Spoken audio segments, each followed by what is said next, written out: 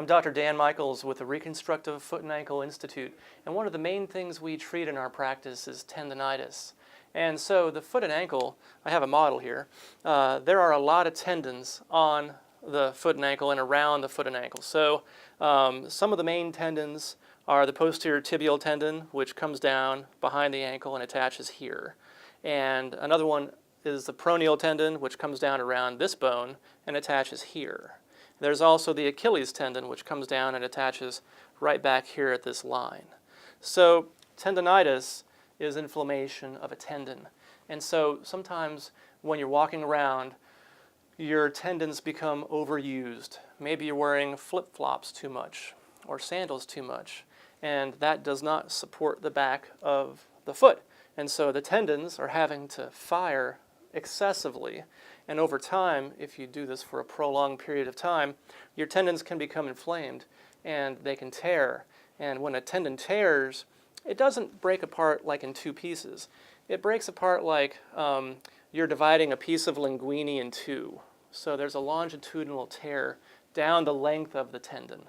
And that's how it usually tears. I mean, it can rupture and it can break apart, but normally it tears kind of longitudinally. And so overuse injuries can cause this. And so one of the main things you can do, kind of like when you break an arm, you put a cast on an arm to support it from the outside so the inside can heal. And that's what we do with tendonitis usually. Usually you don't need to have surgery on tendons, but sometimes you do. That's always at the very end of treatment. But initially you want to try relaxing the foot and supporting the foot. And sometimes we do that initially with a brace, and sometimes these braces are either custom made like this one, or they're over the counter. They're off-the-shelf braces. And a lot of times wearing these braces for 3 to 6 months may make the pain go away naturally and safely. And then after you're done with the brace, you get fitted into an orthotic device, which will support the foot inside a good shoe. And then this may be enough to support your tendons so you don't get a recurrence of the problem.